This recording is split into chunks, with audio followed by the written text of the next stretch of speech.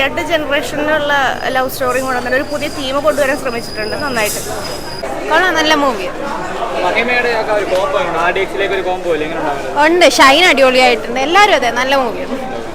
Comedy അതെ, നല്ല രീതിയിലുണ്ട്. നമുക്ക് ബോറടിക്കത്തില്ല എന്തായാലും. ഫസ്റ്റ് ഹാഫും അടിപൊളിയായിരുന്നു, സെക്കൻഡ് ഹാഫും കുഴപ്പമില്ല, നല്ലതാണ്. ബ്രോ, എനിക്ക് പടം ബേസിക്കലി ഭയങ്കരമായിട്ട് ഇഷ്ടപ്പെട്ടായിരുന്നു. ഞാൻ ഇപ്പോൾ ലാസ്റ്റ് ആണ് 2 പടം, once upon a time in കൊച്ചിയും കുടുംബശ്രീ കുഞ്ഞോടുമാണ്. ആ 2 പടവും കണ്ടന്റ് വൈസ് കൊള്ളാം, പക്ഷേ അത് എടുത്തു വന്നപ്പോൾ വളരെ ഡിസപ്പോയിൻറ്റിങ് ആയിപ്പോയി. അപ്പോൾ ഈ പടം ഒരു എക്സ്പെക്ടേഷൻ ഒന്നും വയ്ക്കാതെ തന്നെയാണ് ഈ പടത്തിന് ഞാൻ കയറിയത്. പക്ഷേ ഔട്ട് ആൻഡ് ഔട്ട് പറയുകയാണെങ്കിൽ 3 പേരുടെ പ്രണയം, അതായത് ഇൻ്റർവ്യൂ അവർ പറഞ്ഞതാണ്. അപ്പോൾ അത് തന്നെ വളരെ ഒരു ഫ്ലോയിൽ ഒരാൾക്കും ഇറിറ്റേറ്റിംഗ് ആവാതെ വളരെ ഒരു ഹ്യൂമർ അത് വേണ്ട രീതിയിൽ ചേർത്തിട്ട് നല്ലൊരു രസമായിട്ട് ഈ ഫിലിം പ്രസൻറ്റ് ചെയ്തിട്ടുണ്ട്. എല്ലാ ആർട്ടിസ്റ്റും അവരുടേതായ രീതി നന്നായിട്ട് ചെയ്തിട്ടുണ്ട്. ഷൈൻ ബ്രോ ആണെങ്കിലും പുള്ളി സ്ഥിരം ചെയ്യുന്നവരുടേതല്ല, കുറച്ച് വ്യത്യാസമുണ്ട്. ഷൈനും ഒക്കെ നന്നായിട്ട് ചെയ്തിട്ടുണ്ട്. ഇതൊരു ഫാമിലി ആയിട്ട് വന്ന് കാണേണ്ട ഒരു ഫിലിമാണ്. കാരണം ഈ ഫിലിം തരുന്ന സോഷ്യൽ മെസ്സേജ് ഉണ്ട് ബ്രോ.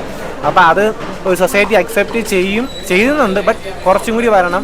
മാത്രമല്ല ഈ സിനിമ തന്നെ ഒരു വിദേശ രാജ്യങ്ങളിലാണ് എന്തുകൊണ്ടാണ് ഇത് യു എയിലൊക്കെ റിലീസ് ചെയ്യാത്ത കാര്യം പറഞ്ഞല്ലോ. അത് എന്തുകൊണ്ടാണെന്നുള്ള കാര്യം നിങ്ങൾ തീർച്ചയായിട്ടും സിനിമ കാണണം. ഒന്നും പറയാനില്ല, പൊളിച്ചളാണ്. പക്ഷേ RDXനെക്കാട്ടി പൊളിയാട്ടോ പടം.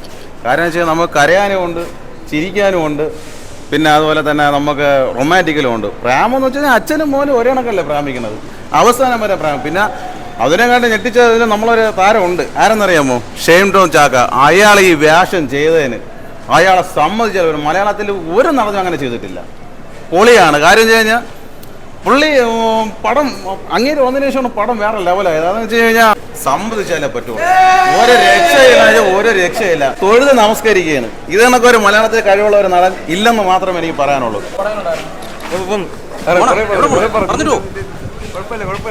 നൈസ് മൂവിയാണ് ബ്രോ. നമ്മൾ ഇതുവരെ കണ്ട ഷെയ്ൻ്റെയും ബാക്കിയുള്ള ക്യാരക്ടേഴ്സിനെക്കാട്ടിലും കുറച്ചുകൂടെ അവർ നല്ല ഡിഫറെൻ്റ് ആയിട്ട് ചെയ്തിട്ടുണ്ട്. മസ്റ്റ് വാച്ച് മൂവിയാണ്. നല്ല എൻ്റർടൈനിങ് ആയിരുന്നു, ഫുൾ കോമഡി ആയിരുന്നു. നൈസ് മൂവിയാണ്. കോമഡി സ്റ്റാർട്ട് ടു എൻഡ് വരേക്കും നൈസ് കോമഡി ആയിരുന്നു. ബാബുരാജും ഷെയ്നും ഒക്കെ നല്ല അവരുടെ കോംബോ നൈസ് ആയിരുന്നു, അടിപൊളിയായിരുന്നു. പടം കൊള്ളാം, നൈസ് പടമാണ്. അതായത് പടത്തിൽ കോമഡി ഉണ്ട്, പിന്നെ എന്താ പറയുക, റൊമാൻസ് ഉണ്ട്, പിന്നെ സീരിയസ് ആയിട്ട് കുറേ എലമെന്റ്സ് ഉണ്ട്. ആക്ച്വലി ട്രെയിലർ കണ്ടപ്പോൾ ഞാനൊരു സിമ്പിൾ പടമായിരിക്കും എന്ന് വിചാരിച്ചു. പക്ഷെ അങ്ങനല്ല, പടം ആക്ച്വലി എന്താ പറയുക, അത്യാവശ്യം നല്ല പടം തന്നെയാണ്.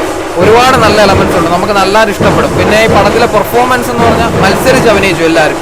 ബാബുരാജ്, ഷെയ്ൻ നിഗം, പിന്നെ അതുപോലെ നമ്മുടെ രഞ്ജി പണിക്കർ, പിന്നെ ഷൈൻ ടോം പതിവ് പോലെ തന്നെ വളരെ വ്യത്യസ്തമായൊരു വേഷമാണ്, നന്നായിട്ട് ചെയ്തിട്ടുണ്ട്. പിന്നെ ഒരു ഫോറിനർ ആക്ടറുണ്ട്.